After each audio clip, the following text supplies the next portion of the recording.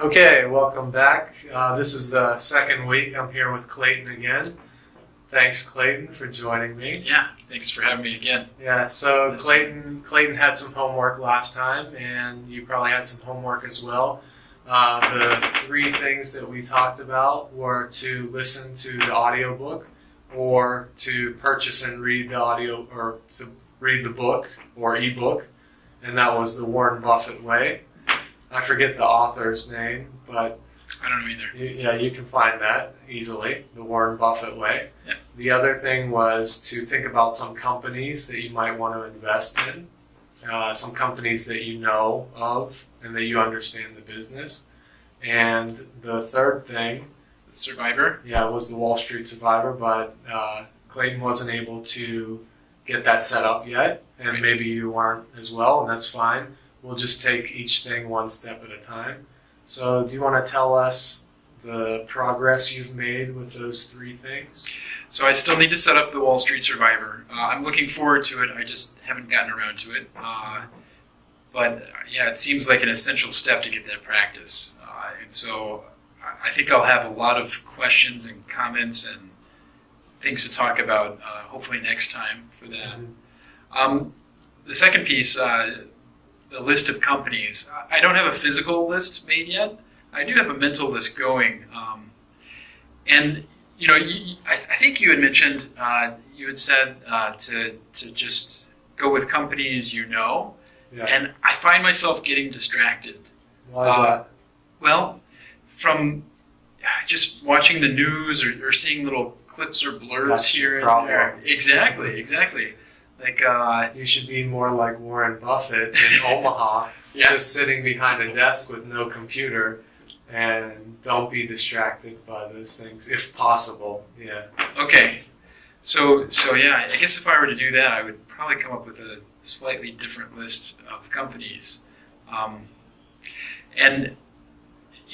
guess I'm still like mentally trying to just find quick growth. Like that's kind of a habit, I guess. When you're thinking of a company, you just think of which company would grow quickly? Exactly. Yeah. Thinking kind of short term, or rather than thinking, as you mentioned last time, and as I hope to learn to do, to kind of block that stuff out and look at long-term perspectives.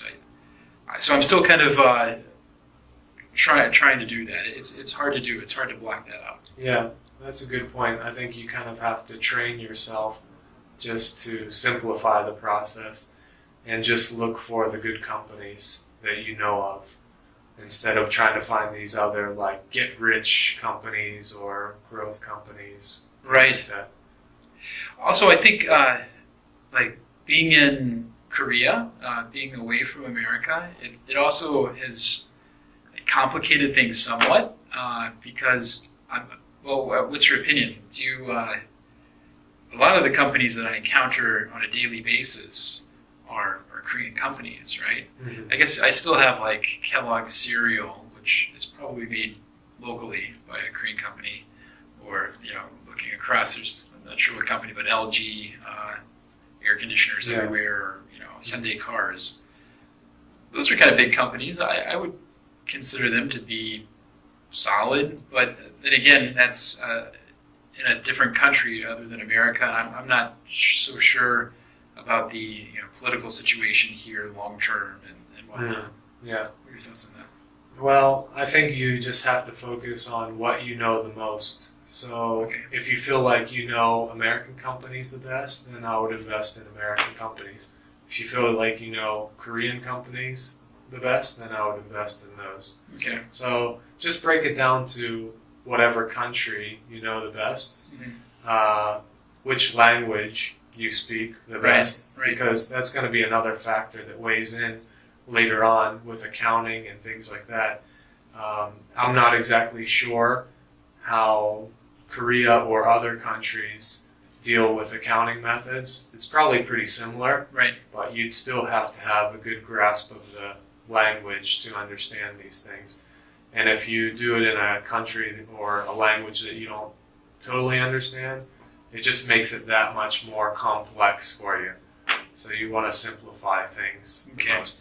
And you've lived maybe a 10 majority years. of your life in America. Okay, 10 years here, yeah. Yeah, so Right there. you're probably better off overall, I would think, investing in American stocks Right. that you're more familiar with and that you speak English better than Korean. Right, I agree. Yeah, but in doing that, I have to either like mentally transport myself to my situation back in Missouri and then think, what was I encountering, right? What companies am I familiar with? Mm-hmm. Yeah, I'm just saying it's hard in this like digital age to not go to a computer and try to think about the companies and not seeing the news. I read the news daily just as a habit, as something I'm interested in, and Mm-hmm. all the time. So today it's Bayer and Monsanto. Bayer trying to buy Monsanto, Yeah. and Monsanto's that's in St. Louis, Missouri. Like I grew up, knowing about it. Mm-hmm. So automatically it kind of triggers in my mind. Oh yeah, that's a big company that probably has a bright future. I mean, it seems like something that I would be interested in investing in. But how much of that is, the idea of this company, being, how much of that can I separate from the hype of this deal that's going on? Yeah. It's hard to separate, that's my Mhm. point. Yeah, I understand that. Yeah. And Monsanto is kind of an interesting company to choose because of what's happening right now. I understand why you're kind of looking at that. But this is considered one of the most unethical companies, Right. Right. So something like this as well, you kind of have to check your own self and to see if this is a company that you would invest in. Right. And Yeah, good some point. people wouldn't want to invest in them because of, their own ethics. Right. Because of Genetically what's modified. happening with, genetically modified, crops and things like that. And some people are against that. Yeah. So even though Monsanto kind of has a monopoly, which could be great Mm-hmm. for investing and making money in the long term, Right. then there's also other factors that weigh into it. So you have to consider those factors individually. A company that might be good for you might not be good for me, Okay. vice versa. That's an Even interesting though point. it's a good company, probably, could be a strong company, could have great numbers, but somebody might just say that's not a good company for me to invest in. So That makes sense. Yeah. you have to feel comfortable in what you're going to invest in. Okay. Think about the products that you've bought throughout your lifetime, that your family has bought, things that have always been around. When you go to various restaurants, they always have Coke and Pepsi, probably. Right. They hold the dominant share of the industry, so products that have loyal customers, that like Harley Davidson is an example I think we were talking about last time. You have people with Harley Davidson tattoos. Right. Right. Yeah. They're going to be a It's fan right. for life. Yeah. They're dedicated. So if you have somebody getting tattoos of a product, that's probably a good sign that there is brand loyalty there. Mm-hmm. Yeah. So in that same kind of Monsanto, local to Missouri, to what I know, also Walmart. Sam Walton went to my university in Missouri, so I like his presence is basically everywhere. I mean, there's Walmarts everywhere anyway. Mm-hmm. But there could be ethical, moral dilemma there too. Yeah. Some people are for or against Yeah. big companies in general, or like Bass Pro, like an outdoor Mhm. shop. Precious Moments is from Missouri. Okay. You guys have a lot of big ones. Well, yeah, big strange things. I guess every state does. It's just I'm very familiar with Missouri's. Okay. And also, I wouldn't let that affect. I mean, Walmart is obviously a great company, Right. and they beat competitors all the time because they offer the lowest prices. Right. So that makes them a great company to invest in as well. But let's say you went to the same high school as Sam Walton or same university or something, and so you have this image of Sam Walton just being maybe like godlike or something like this. I wouldn't let that interfere with you your decision to purchase this company. Right. You should still buy based on the facts as much as possible. So don't let those things cloud what you're trying to do. I have a friend that he tends to buy companies that are just local, even if they're terrible companies, just because he knows they're like in the area. It doesn't make sense to me, but he just chooses to do that. Does he do well at that, or do you know? I think it's hit and miss, because he's not always buying good companies, but he's just familiar with where the location is, so he buys on that alone. Okay. So you just have to use common sense with how you invest as well, and base it on fact as much as possible, and on an overall picture of things. I mean, knowing the location or knowing the business is great, but it must still have these other factors that you consider. Okay.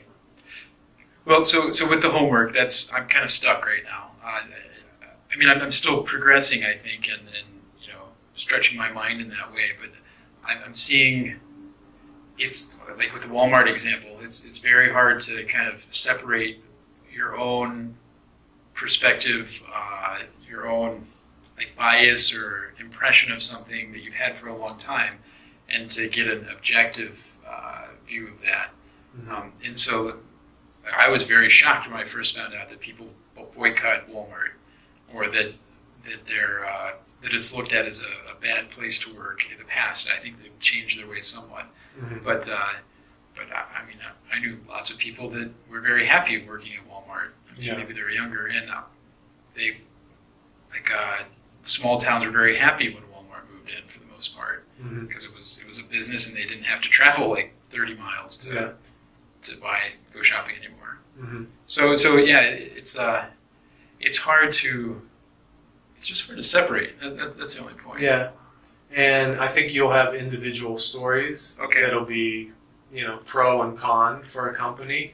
And I would say don't get too caught up in those little stories of, individuals, because they can sometimes be over exaggerated. Yeah.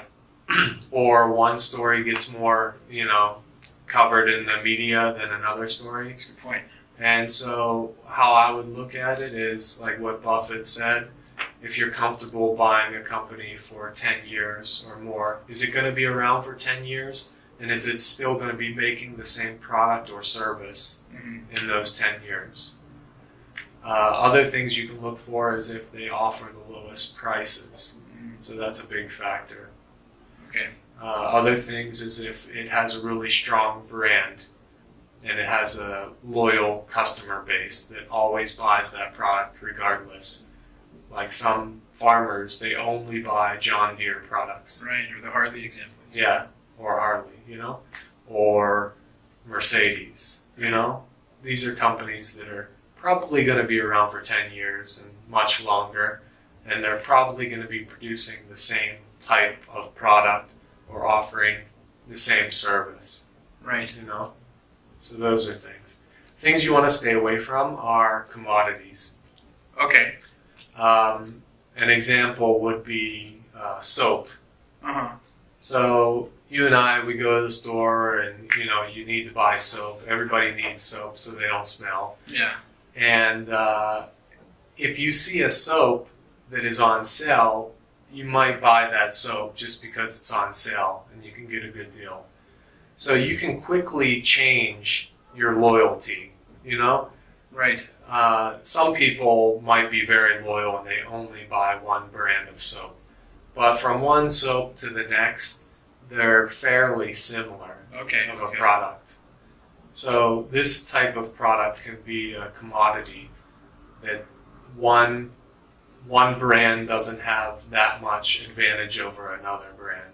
So you want to stay away from these kinds of products that can't really separate themselves and have like a unique advantage over another company. That makes sense. So like with Pepsi or Coke, people are kind of like loyal to one or the other. Yeah. Right. Or loyal to anyway. There's loyalty to two colas and there's like RC Cola. Where's that? Right. Or the other colas that are out there. Yeah. And you might say, well, cola can be type of commodity for sure. itself. But Coca-Cola has seemed to really separate itself and have a dominant advantage over these other companies, and Pepsi as well. I mean, when you look at all the colas, those two really stand out, Pepsi and Coca-Cola, for some reasons. You know, just they've done a great job with advertising. Coca-Cola especially, it's more of a feeling, you know, just when people see that red and the Coke and the nice writing. Oh yeah. And they have Santa Claus advertisements. Right, it goes with Christmas. Stuff. Yeah. Coke with Christmas. So it's more of a whole process and a feeling than just buying soft drink. Yeah, you know? I totally agree with that. I think that I read an article that, on a similar topic, and I'm addicted to Coke since I was a child. I didn't realize how they got me. Yeah, but so they got you. They got me. Yeah, they got a lot of other people too. So it might be a bad company. Yeah. And I guess they also have the advantage of, like, they have a special formula, and maybe other companies have tried to copy this, but people will still say, you know, a Coke is a Coke, and the rest are just, you know, colas. Okay, so that's a good point. So commodities, like automatically you said the word, and I thought like foods or metals or something like that, some like grain products, you know. But actually, it can be other products that are made further down the line. Just and it's not always so clear cut whether it's would be defined as a commodity or not. Maybe it's better to say commodity-like product. Okay. You know, that they can't be distinguished amongst the rest. You know. Okay. Or not enough. They can't separate themselves to have a unique advantage. So in my like kind of my analysis of Walmart, like that I'm trying to do here, like whether to decide to purchase it or not, or to in my survivor game, Walmart kind of prides itself, like one of its main things is always low prices. Mm-hmm. But if that's the main driver of that company, then if they don't always have the lowest prices, then what do they got? And now you have like Amazon coming up with online shopping or delivery, and Amazon has pretty low prices too. Yeah. I was really surprised. One of my friends, he in Korea, we went to a market and he haggled over you can haggle here, right? And he haggled over the price of a space heater because it was really cold one winter. This was like 10 years ago. And then I went to Walmart and I saw the same space heater. Sure enough, my friend beat Walmart. He got it for like $85 instead of $88, which is what Walmart was charging. And that was harder to do in the past, but now it's becoming easier with online shopping. Oh yeah, Yeah. I don't know, after you figure in shipping and stuff like that, maybe Walmart still wins. Yeah, or the time wasted haggling or something like that. Or that, yeah. Lots of calculations. Yeah. So that's something to think about. But yeah, just look at the big picture overall and see if the company will be around for 10 years and still making the same product or service. Okay. If you are looking at a company that is making a big change, that's kind of a warning sign that maybe you shouldn't invest in it. Let's say they always make tractors, but suddenly they're going to go into making cars instead, and they're going to do away with making their tractors or cut that production in half. Then this is kind of a sign that you should say, whoa, they're really changing the structure of the company, and they're not going to be producing the same product or service in the same way that they did in the past. Yeah, IBM jumps into my mind with that because they were computers and now they're like business solutions or something. Yeah, big shift. Mm-hmm. And they've been having a lot of problems, recently. I mean, with their stock price, it really hasn't been able to go back up. I mean, overall, I think IBM will be able to overcome it because of management and things like that. But it can be a challenge for them. I think all companies shift and grow, and I mean, you don't want to have a stagnant company, do you? Like look at Apple, right? Or even Google. Like they changed their name to Alphabet, and they're always offering newer products or a wide array of products. Yeah, well, all those like Apple and IBM and Google, they're all technology based. So those ones are going to have much more rapid change as well. And that's why Buffett always stayed away from technology companies overall. Okay. Because he couldn't understand them in the long run and the consistency, and things could change so quickly. And just, recently he started investing more like in IBM.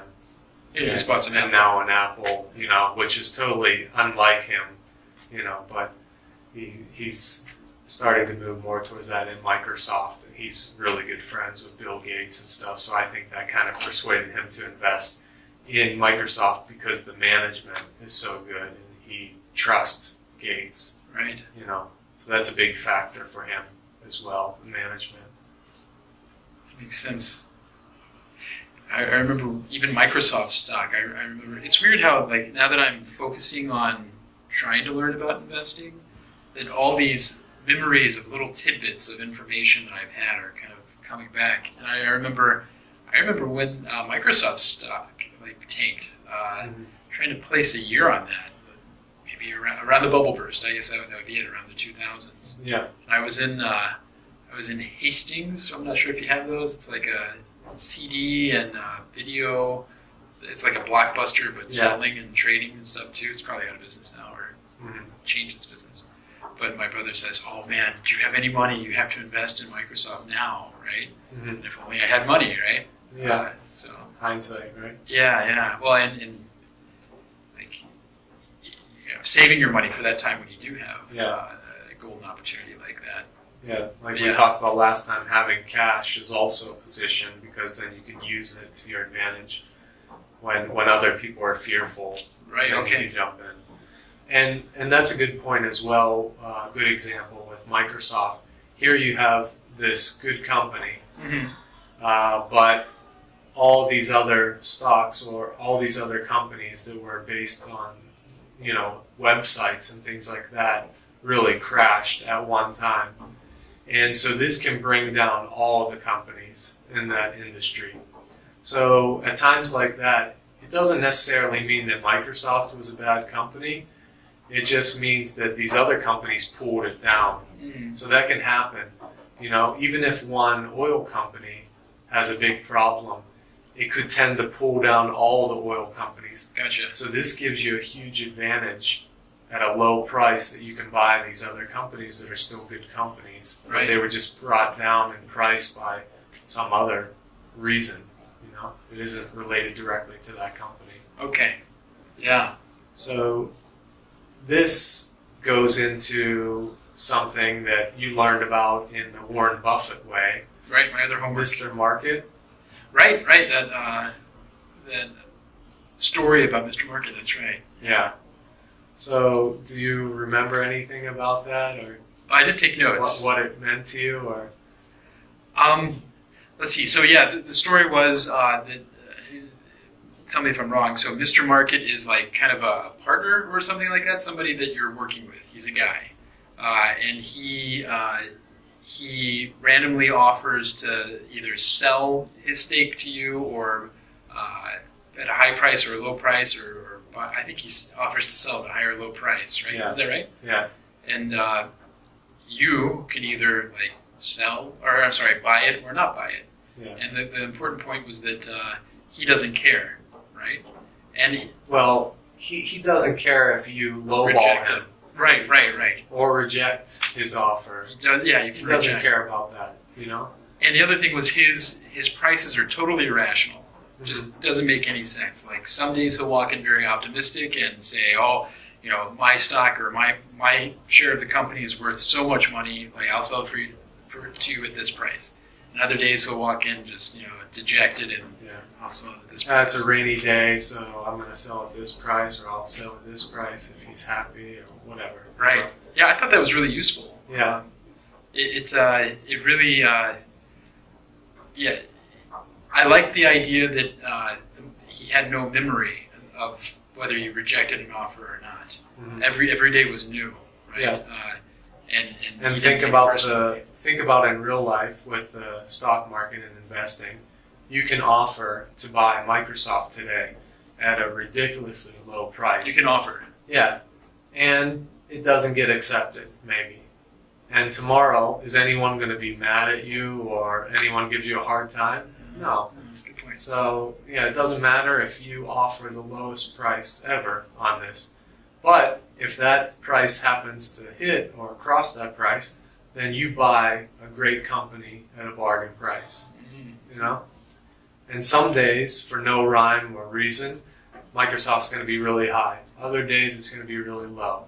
That does not necessarily mean that's the value of the company.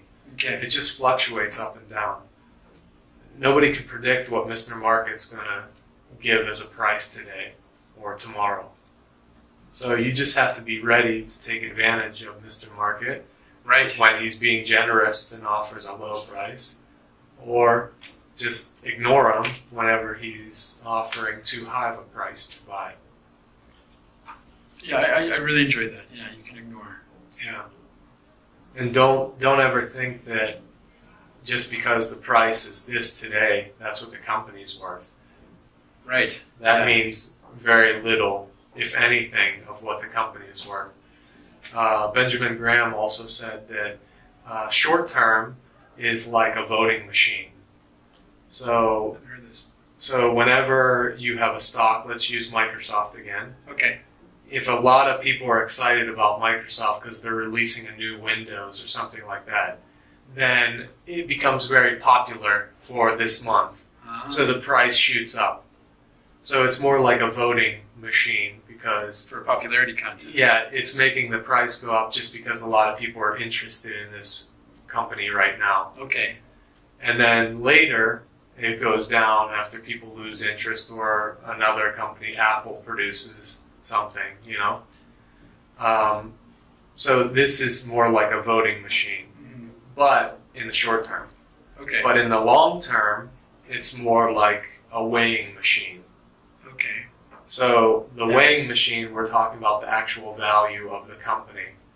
So Microsoft in the long term, you can get more of a feel of the weight of the value of the company. Short term, you can't really tell. It's up and down and more based on popularity, what people are talking about in this moment. But when you buy a company for the long run, you can see the actual value of the company, maybe by taking an average, you know, the 52-week midpoint, or what the range is over a long term, you know. Okay. So that'll give you more of the value of the company. That's a nice idea. The weight, that it's a measurable thing, that there's like some fact behind it, right? That you would be able to find some matrix or some variables and plug them into a formula and find out how much it weighs. Yeah. So you could say this stock usually goes from $50 to $100 range over like a 5-year period. So then you can figure maybe around $75, something like that could be the value.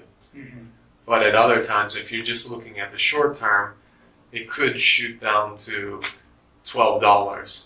Yeah. That doesn't mean that's what it's worth. Right. You know? It's just the votes, popularity at that time. lack thereof. Yeah. Yeah, that's an interesting thought. I like the Mr. Market.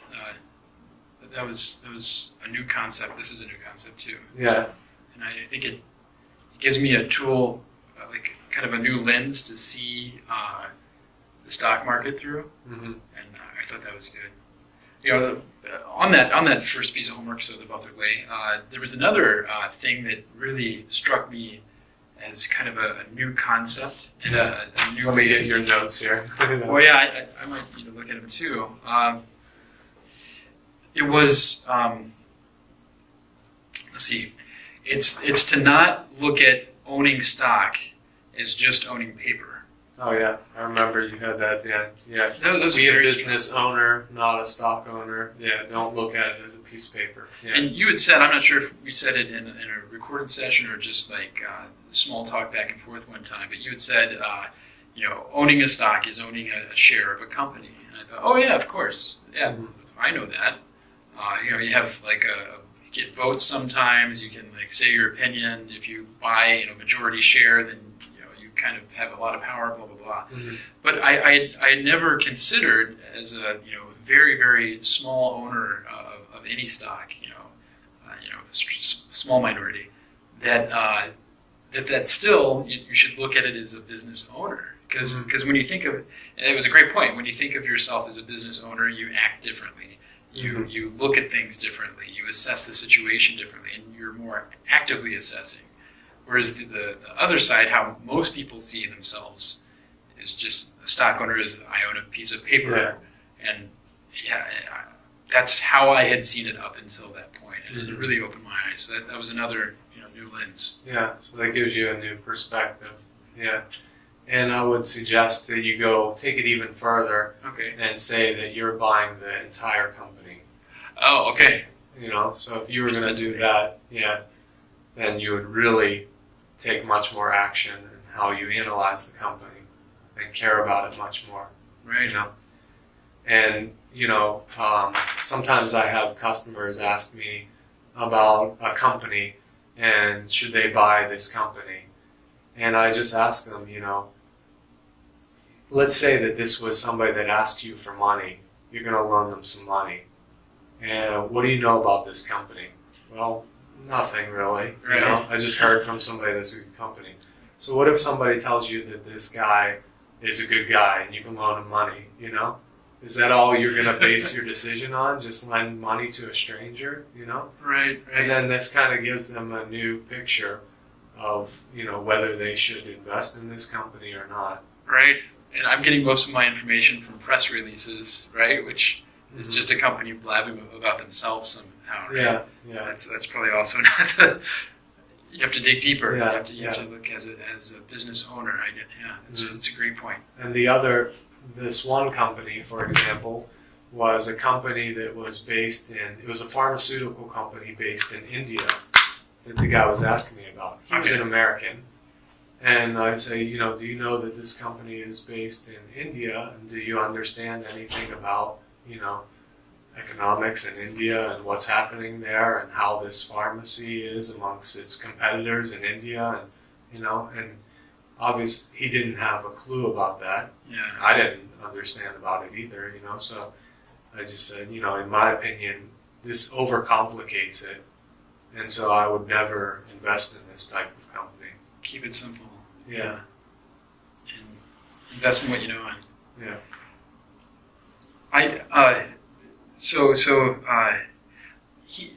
He could, correct me if I'm wrong, he could invest in that company and it might go up. Yeah. It might go up a lot. Yeah, but that would saying it won't. Yeah. That would just be dumb luck. Yeah. And I'm fine with dumb luck and getting a lot of money for nothing. I'm very happy if that happens. But it could just as easily go the other way. That's the problem, right? And are you willing to take that chance? On something you don't understand. Yeah. And to put it in another way, let's say like you bought this company, this Indian company, pharmaceutical, and you bought CocaCola, all right? Company that you know well, and you said you love CocaCola, okay? I was addicted to it. So the whole market falls. Uh-huh. Now you're at the position where both of these companies are underwater, deep. How do you feel about each of these companies? Yeah, it's so obvious. Yeah. So you'd probably be, well, you tell me, would you be okay to hold Coca-Cola for the long term? Are you going to feel a lot of stress as compared to the other one? No, I would probably bail at a huge loss on the Indian company. Okay. And I would probably hold on to Coke because I know it's coming back. Yeah. That guy in whatever number of years. Yeah. That's a great way to look at it. So you're buying long-term confidence in this company as well. So think about it that way. That's a great trick. Okay, so imagine if they both went underwater. Yeah. What would you keep? And it's probably rare that would happen, that the whole market will tank and things like that. Uh-huh. But are you willing to take that chance with your family's money, Yeah. And there are times that the whole market goes down 10% or could go down 20%, So even at that time, are you willing to hold this company and take a chance with it? Yeah. That's a good thought exercise. Yeah.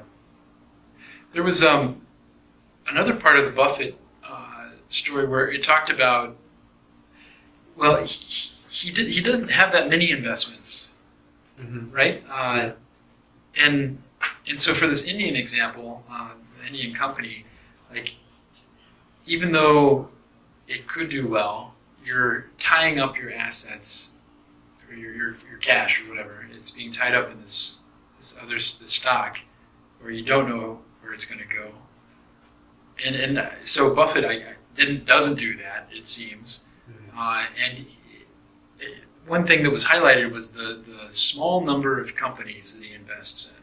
Even the small number of companies, but also the type of companies. Like you just mentioned a while ago, he doesn't really invest in tech that often, like internet tech, stuff like that. He tries to do, like, it seemed like goods that you use, like CocaCola, that example that you mentioned. And so in my notes I put, like, in baseball you just want to get on base, right? But this is not baseball, right? You want to hit a home run. You don't have that many shots. And in the story there was a quote that talks about if you only had 20 investments that you could make in your life, like treat it like that. That's how serious an investment is. Or non-investment, like you mentioned, holding cash. Yeah. So you'll notice with Buffett, he doesn't diversify that much, which kind of challenges this concept where everybody says diversify. Everybody says it. And Graham even went further. Graham said that, if you diversify amongst all different kinds of companies, then you're going to do worse usually, because if they are good companies and bad companies mixed together, then you do worse in the long run. But if you diversify amongst just a select few good companies, then you're going to do better. You'll have an advantage over the house, like if you were gambling or something like that, So anyways, Buffett usually sticks with these few types of companies that he understands. And you'll find that when he finds a good company at this low price, he almost goes all in. He just buys and buys and buys a huge amount. He makes a significant purchase in this to make it worth his while, because these kinds of buys don't come up that often, So he really takes advantage of them. Do you think, to a certain extent, once you're that wealthy, just the act of buying kind of ensures success?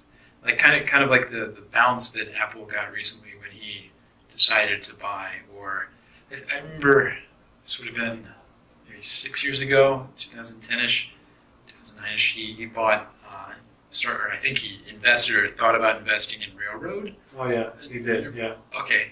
Yeah. And it's such huge news that you cannot avoid it if you're.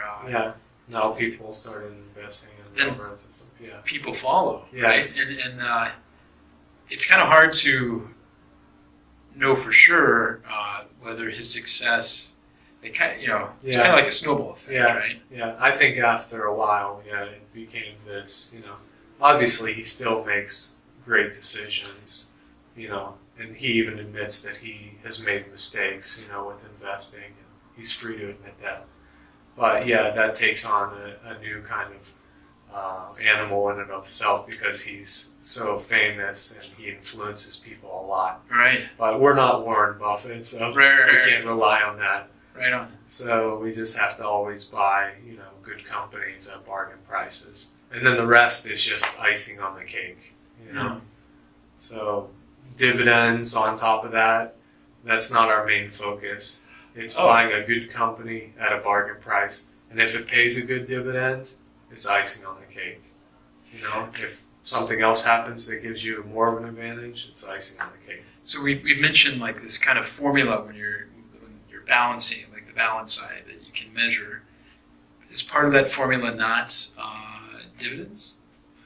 Or is that a smaller part? I guess you can... When you're choosing a company? Yeah.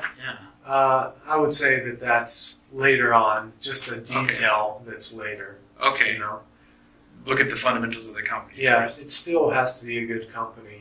If you're going to buy that whole company, like we said, then you want to buy a good company first and foremost. You want to understand and buy a good company. And then later, you can compare according to these other factors. Gotcha. If you can't decide between two companies, and they're both, really good companies, but this one offers a 5% dividend, this one offers none, then you might choose this one over that one, depending on your situation. Yeah, now that there were 4 tenets that were mentioned in that. I took notes on the 3rd page of my notes. I guess it's the second, if you're listening to the audiobook, it was the second file that I had, the second CD, second 40-minute session. So it says business, management, financial, and market tenets. Mm-hmm. Then it kind of goes into detail on a few of those. Yeah, dividends is not mentioned there. Yeah. At all. Yeah. So, like I said, it would be something later on that could help influence you. And maybe you don't even want dividends. Like, I buy companies all the time that don't have dividends. Berkshire Hathaway, Buffett's company, doesn't offer a dividend. Right. Does that mean it's a bad company to invest in? Yeah, no. No, because the company takes its own earnings and it reinvests it into the company to help it to grow faster, and so it can increase in price more.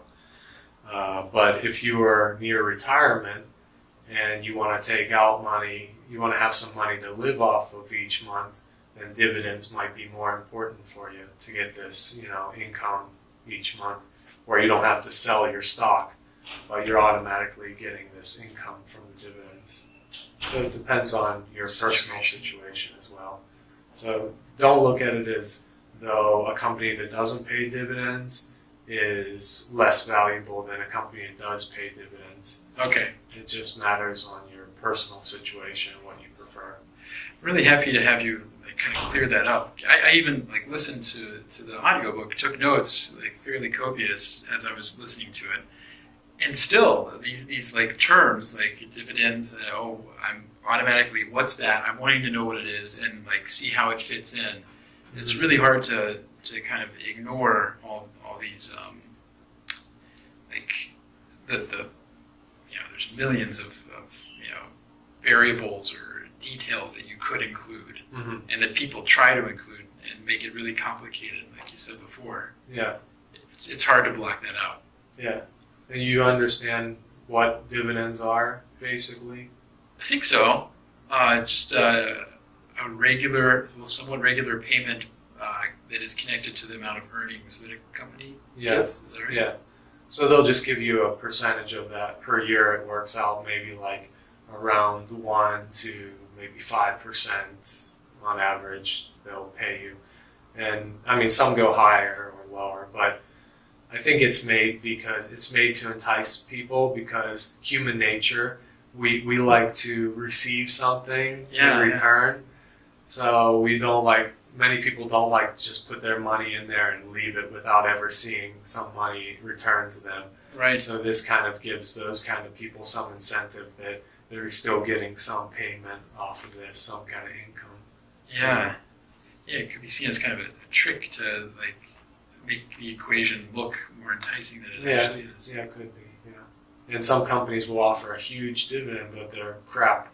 Right. And people just buy based on the dividend, and then when the company goes get bankrupt. crushed. Okay. So be careful of that. Okay. Yeah. So the 4 tenets you had here were business, management, financial, and market. Yeah. So the business was basically knowing if it's a good company. You had here if it's simple to understand, it has consistent history, and if it has favorable long-term prospects, like what we talked about, if it'll be around for a long time, it has a good reputation, it'll be making the same product or service for a long time. They use the term goodwill, which, Yeah. I guess reputation, will people sacrifice a few more pennies or a few more dollars just to get that brand? Mm-hmm. Yeah, goodwill would be things that you can't really measure about, the company's reputation and things like that. You can't really put a figure on that or a value or a number, to compare it accurately against another company. So that kind of it's more subjective, and how you kind of just have to think about it on your own, how valuable this company is. Right. Well, I know there are like metrics that talk about they measure the best brand. Mm-hmm. Like Forbes or somebody comes out with that. Bloomberg, I don't know. Like one of those big companies comes out. They rank the ranking of most reputable companies. Yeah. So that would be a source of outside perspective, I guess. Yeah. This could be also economic goodwill. Yeah. Where they take those factors in, but maybe it's just a few people that have a decision. These critics. That, right. You know, Good point. So, And that there in that same section, it talks about the commodities issue, which you were talking about earlier. Mm-hmm. And you mentioned, even computers can become commodities, like the commodity-like. I enjoy that term you said. Yeah, because when you look at a computer today, you probably compare memory, you compare price, you compare size, these kinds of things. Right. Doesn't matter the company. Speed. Yeah. And you pick the one that fits your criteria the best, So, Gotcha. so it doesn't really matter from one brand to the next for some people. But on the other hand, you have Apple. Mm-hmm.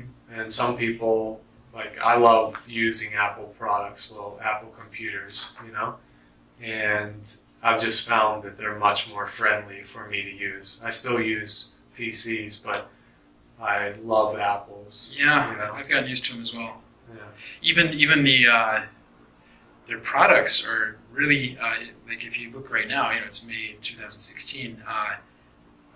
There's a lot of different computers that are really delayed. They need a new version, like desperately. It's Mm-hmm. been way too long, and yet still people are loyal to the brand. I think they're kind of pushing it to limits, but Yeah. people are still holding on to it. And this is a thing, you probably have people with Apple tattooed on their arm. Yeah, right. And they have stickers Shirts, all over the place. stickers, yeah. And when you watch movies, at least in America, it seems like every computer that's in a movie has the Apple logo in it because I guess, Apple provides free computers to get the advertising or they pay to have the Apple computer put in there. So they get this brand identity all over the place. That kind of fits in with the other. So that was business, and there were the three parts of that tenet. But then management, the next one, Mm-hmm. like knowing that the management will be able to, advertise in a good way or lead the company in a good Mm-hmm. way. I guess any company can advertise. I was really taken aback. Living in Korea, I knew about Samsung pretty thoroughly well before they kind of got popular in America. Before I would see a LG or Samsung phone and be like, "Hey, do you know where your phone's from?" Because AT&T was selling the flip ones and stuff. It's like it's from Korea. No one knew it. Yeah. No one knew it. And still today, many people think Samsung is from Japan. Right. Yeah, good point. Yeah. But then I was able to see this kind of I don't know if it's the right word, but like shameless or calculated way that Samsung advertises. Like what it like is it Manchester United anyway? One of the soccer teams they are always a prominent sponsor there. Mm-hmm. I toured Prague in 2008, and there was a Korean drama about Prague. It was called Prague or Praha, and it was really popular. And so a lot of Koreans were going to Prague, and anyway, it's an international city. The whole street was lined with these banners that said Samsung. Mm-hmm. Like it should be the city emblem, but they were like just so in your face. I was taken aback, but I guess it's working, right? Like their sales had gone up at least. I'm not sure how it is now, but whether management is, whether you agree with their vision, I guess Mm-hmm. that's kind of an important factor, or trust that they will do the right things. Mm-hmm. Yeah, so I think that's important with how they advertise and their reputation, and if they keep their standard that people are used to. Okay. So that matters with management. Also, there are some kinds of things that you can look for if they buy back their own stock. So if your company goes down a lot, if you buy back your own stock, if the management buys back their own stock at a low price, this could show the shareholders that the management cares about the company and they feel like it's a good investment in the long term. You're talking and about they're not bailing on it. like a personal, like the CEO or vice president or something would use their own cash and purchase it, or Well, that's also the case when the individuals that work in the company buy back, but the company itself can buy its own shares. okay. So And this if it stuff goes is- at a discounted price, they'll do share buybacks. And that would elevate the price for the people that are already in there, or Yeah, it would bring the price back up, and then the shareholders, would feel more confident because it lowers the amount of shares that are available out Makes there. sense.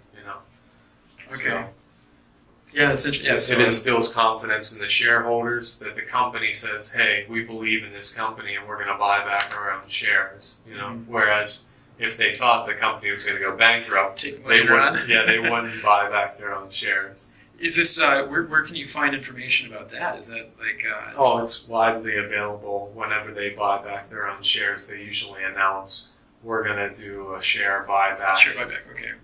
plan. We're going to spend, $50 million to buy back shares within the next 2 months or 6 months or something."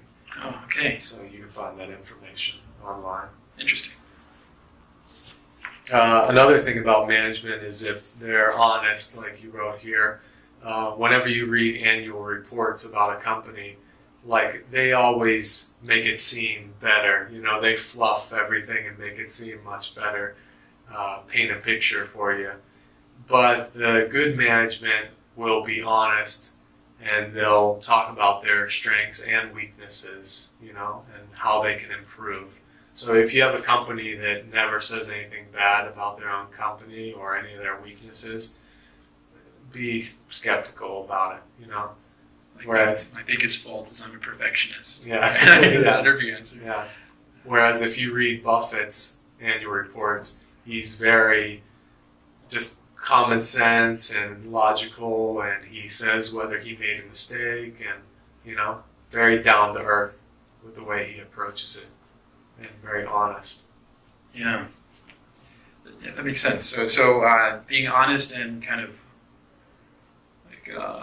it's like tell the truth and the whole truth, right?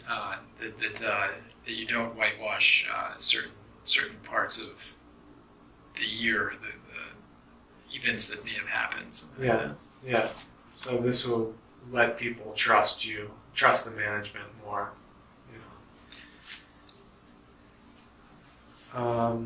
There are also other things that you want to look for. This says in financials, there's return on equity, owner's earnings, high profit margins. So these are terms that maybe you're not very familiar with, or a lot of people when they're starting out they're not familiar with. Even for people that are experienced, these can be complex. They're kind of abstract, so just looking at the term is not easily understood. But when you break it down, and if you look up each of these, it'll give you a better picture of what these mean. Okay? So just looking at price per share, the stock price, doesn't necessarily, like I say, tell you the value of the company. Mm-hmm. But other factors can give you a better picture of the company and how strong it is, like return on equity and owner's earnings. Return on equity kind of tells you the income, the net income from what the shareholders' money, the invested shareholder money. So it kind of tells you what the shareholders invest in the company. Now, how successful the owners are at kind of creating more profit and income from this invested money. Okay. Yeah, it wouldn't be good to borrow a bunch of money and and they don't do anything, or they just waste the money. Even worse, So these kinds of things, profit margins. You want to buy a company with a big profit margin. It takes $1 to make the product, and then they sell it for $30. That just makes sense. If they're only making, 50 cents profit, then that could be quickly erased and the company could really go down. But if they have a large profit margin, that means they're safe they have this kind of safety net. I got to admit, a lot of these financial terms that did go over my head in this section. I was able to type them out in my notes, but it seems to be terms that I have to find out more about later. So I'll look them up, like you said, or ask you for Investopedia Okay. is probably the best source that I've found for looking up terms. Okay. And they'll even usually have some little video. Oh. So you can look up profit margin, they'll have a little video, like cartoon video, Nice. and it really helps to explain it. And if you're a visual person like I am, it really simplifies it and helps you understand it. Okay. And, a few months later you might forget it, and then you go back and just watch it again. Right. But like I was telling Clayton before, that you don't want to get too caught up in learning everything or trying to learn everything with these terms. Just learn each as you go along, as you need it. And I'll teach you about the most effective ones to learn about, the most important ones. And then you don't have to really focus that much on the other ones. Okay. That's good to know. And the fourth one was talking about the market. Okay. Fourth tenet? You had written down here, for every dollar retained, $1 of market value should be there. If a company's earnings are not invested well, then it will show. Okay, yeah, so this is what I was saying kind of about the short term is a voting machine, and the long term is a weighing machine. So in the short term, you could have a company that does great, because just people are really interested in this company. And then later it flops because they're not interested anymore. Yeah, I've seen lots of those cases. Yeah. So the market kind of has a way of balancing things out in the long run. If you have a really popular product right now, but it's crap and it's not good quality, eventually people are going to realize, and your competitors are going to take over, and they're going to take advantage of that situation, and they're going to pluck you out of the competition, and you're going to be gone. Right. And this company's going to disappear. So the market also is a way to balance out over the long run, and it'll help you to see which companies stand the test of time and they emerge, successful in the long run. So just thinking I'm really excited about this because I'll have some new way of looking at companies. Before, it's always been through the news, and which I should not do. But it's always, they're either parading someone or some company that is, flying high and, all pumped up on hype. Or the other side is like all these corpses, these companies that are, a shell of themselves that used to be pumped up and used to be, flying high, and now they've crashed, and there's kind of an autopsy being done about, actually it's kind of like Shock Jock, or the car chasers, like the film crews for news that go and look for car crashes. Yeah. And it's trying to get the most. Yeah, it's exciting. That's what they look for. Yeah. So, you kind of have to put yourself in their shoes. They're just looking for an interesting story. Yeah. Or to be like Kramer, somebody's just looking to be the person that says something interesting and gets a lot of attention about one company today. Right. Yeah. To get more viewers. Think of how it would be if they went on there, or the money magazines, and they said, Microsoft, still a good company. Yeah. Nothing has changed. That's exciting. Yeah. So it's not going to sell their magazines or their time. The boring, profitable companies are just looked over. Johnson & Johnson, still doing the same thing for this many years. Right. The company just keeps going like this. Yeah. Yeah. Okay. That's a good reason for why it's like that. Why the news is so biased towards hype or destruction. I guess. Yeah. So the more you can separate yourself from that and just base it on facts, you'll be much better off. And just common sense. Okay, so back to the Culligan story for a second. Yeah, you were just saying you took it in your own hands, and I think that's very important because this is your life, this is your investment, your money. So nobody else is going to care about your money as much as you do. So I think it's very important that you take control of your money and figure out how to invest it for your own sake.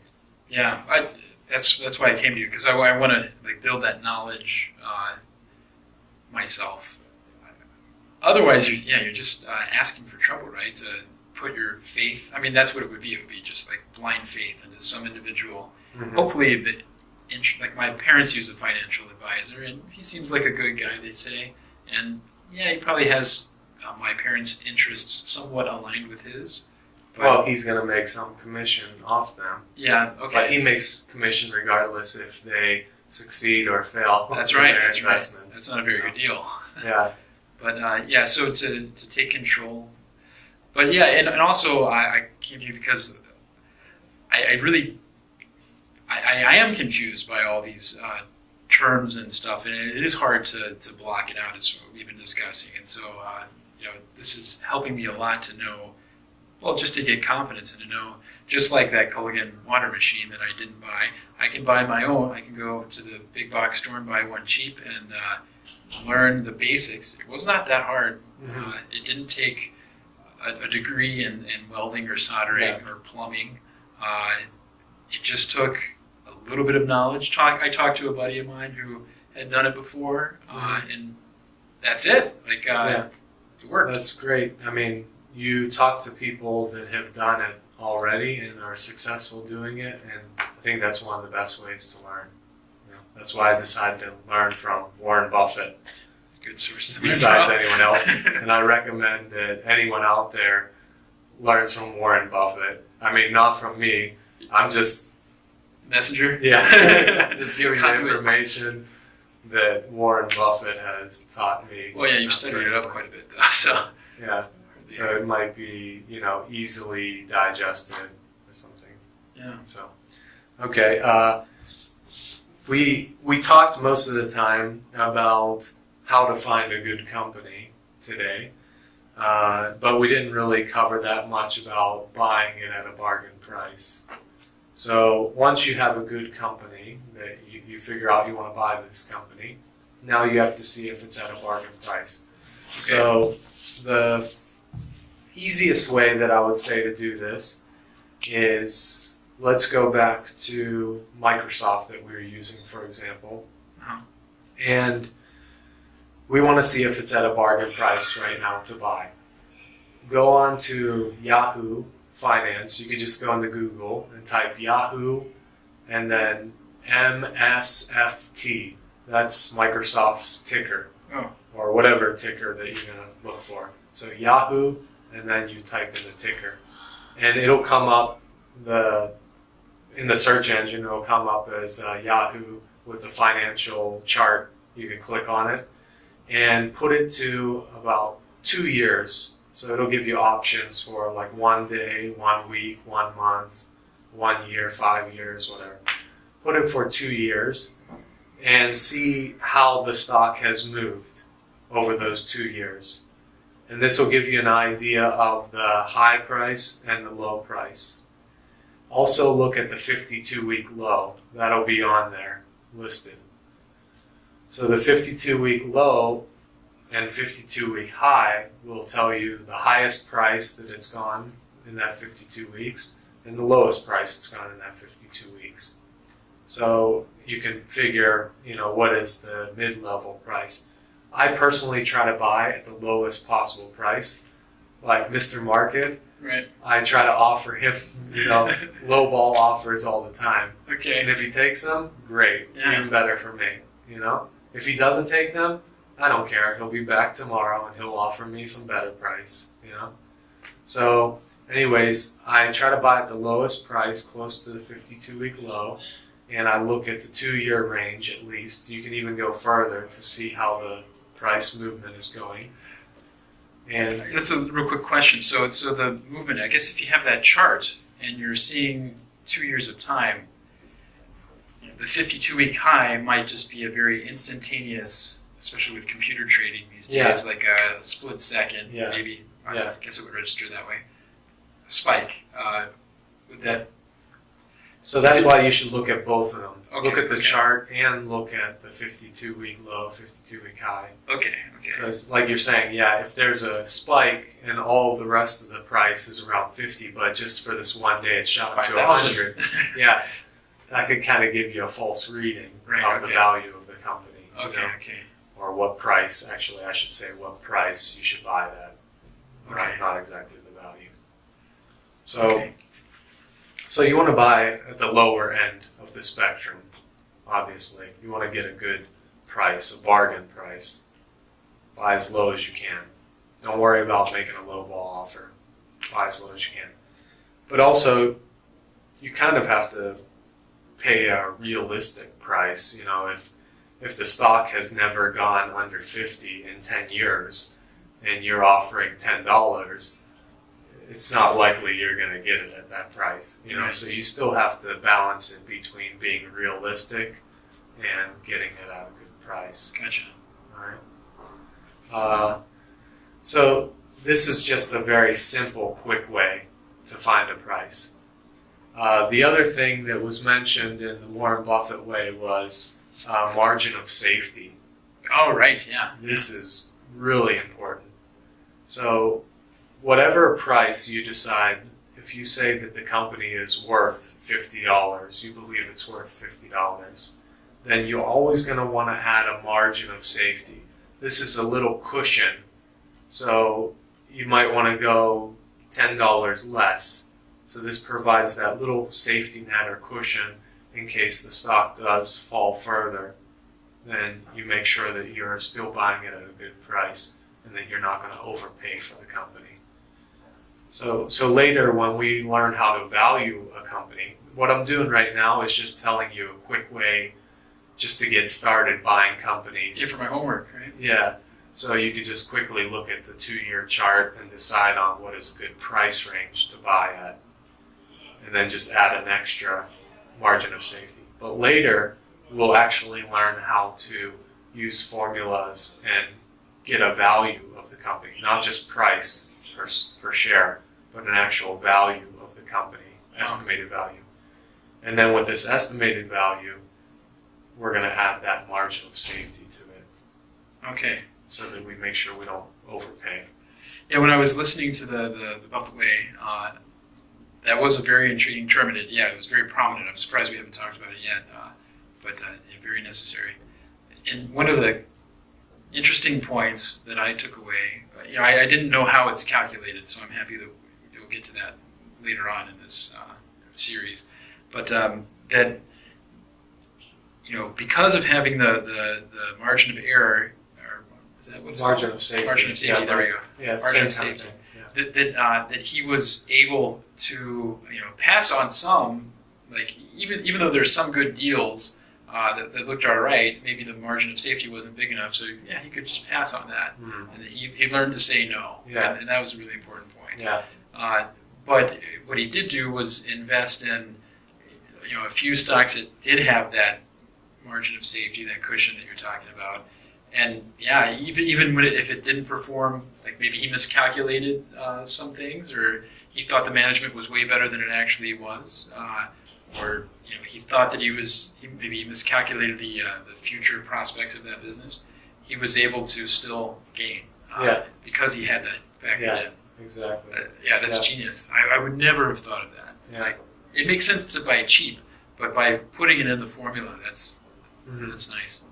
So anyone that just buys at market price, just goes online and sees it and just buys it at market price, they're being pretty risky, in my opinion, because they're probably not adding this margin of safety, and they're just paying whatever Mr. Market asks. So that's why I think it's important that you make the decision before you make the decision to buy. You set a limit order, and you buy it at a margin of safety price that's under what you think the estimated value is. Right. So when you start doing the Wall Street Survivor 2, I suggest that you set limit orders, always limit orders, not buy at the market price. Mm-hmm. So limit orders to buy and sell. The TV show Pawn Shop one, Pawn Stars. Mm-hmm. I like it's an interesting show because you learn about the items. But I also like how after he has an expert come in and say how much it is worth, he always offers like half of that price, because he has to have a margin for himself, some profit, and he doesn't know what he's going to sell it at in the future. Yeah, exactly. That was kind of eye-opening to me too. I thought it's worth this. Oh, you pay that, and then somebody else pays it, right? Mm-hmm. But life isn't like that. And it's done like that. Investors do that all the time. Like in real estate, if you're going to buy a house and you're going to flip it, most real estate investors, they'll pay 65% of after repair value. Oh, wow. So this kind of gives them a safety net, or this, margin of safety as well. But there's also repairs involved, so they subtract the repairs from that 65% too. But anyways, it doesn't matter what kind of, area you're looking at in investing. This is very important that you have this margin of safety. Don't pay market value. Never. Okay. Yeah. So. Okay, and then there were, at the end of the Buffett Way, there were 3 mistakes that he said he made, or that... Yeah, I guess that Buffett said he made, if you want to just state them. So the first one, I just typed down that if the mistakes that he has made, it stemmed from these 3 problems. The first one was that maybe he bought at the wrong price. Mm-hmm. The second one was that he was wrong about the management. Like he thought one thing about the management, but that was a miscalculation. This goes back to those 4 tenets, right? Yeah. Where management's one of the factors. And then the third one was that he was wrong on the future prospects for the product. Like he misjudged the industry, and it talked about textile that he held on. Berkshire Hathaway was textile factory. Oh, right, yeah, that was an interesting point. Yeah, just kept the name, but. So anyway, I mean, I'm from Missouri. We had the same textile baseball cap factory, socks factory. They're all shut down. They all shut down in the 80s, right about the time that he, sold his share in 85, it said. Yeah. So, So he was wrong about it, He was wrong about the future prospects of the textile factory, what would happen, that things would be, jobs would be shifted abroad and things like that. And even though he was wrong with maybe one of these, if he still has the other things in place, like the margin of safety, or that he bought at the right price or something like that, it could still provide some kind of safety net for him. Gotcha. So you can still be wrong in one area and make up for it in another area. It's encouraging. But it's also kind of nice to know that even like Buffett makes mistakes. That none of us are perfect, and that he just learns from these mistakes and carries on and improves, which we can do as well, because we're all going to make mistakes too. And sometimes you're going to overvalue a company, but then you make sure that you have that margin of safety, because if you don't, then you're screwed. Right. And make sure you look at management and what the company's doing, and look at the annual report. At least know something about how the management is, the reputation. Ask a few people that work there how they feel about the company and stuff like that.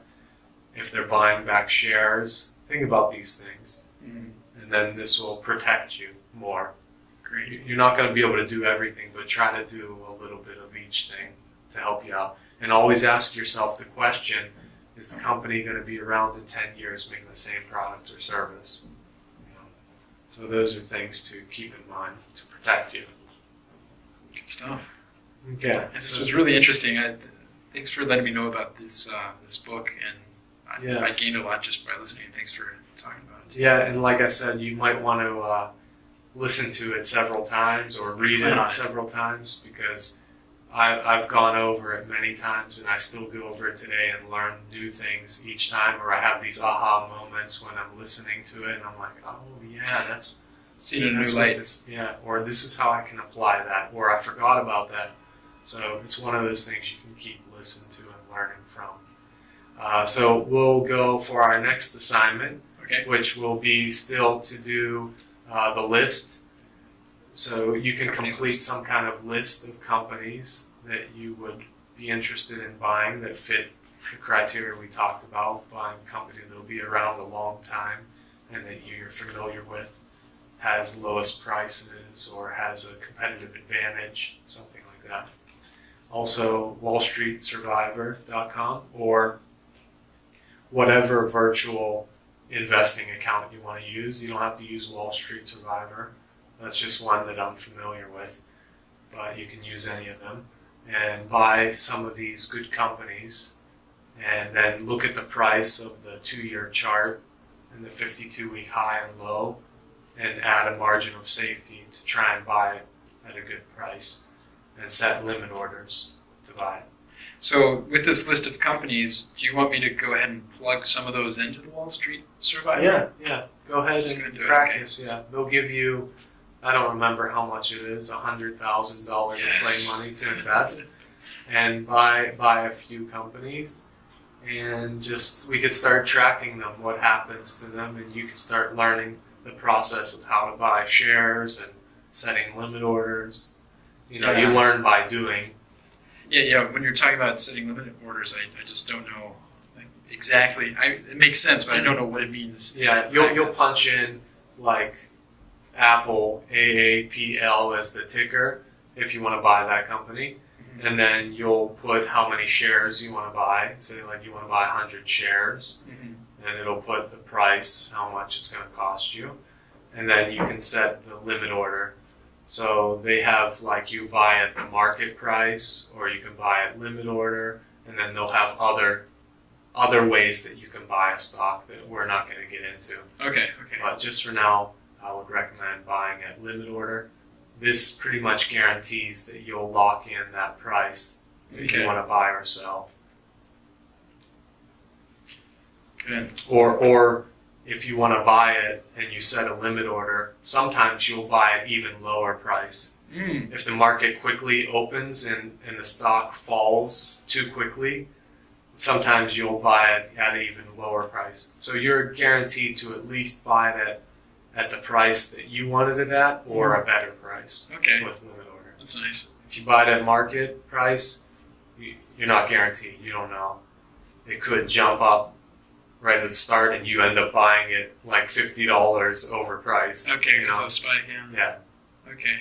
So just Don't stick do with that. limit orders to be safe. Okay. Yeah. All right. Well, yeah, I have my work cut out for me then. It's exciting to try to apply these things that we're talking about. Yeah. So hopefully I won't fail you, or fail myself. Yeah, and your whole family. Fail my whole family in Wall Street Survivor. Yes.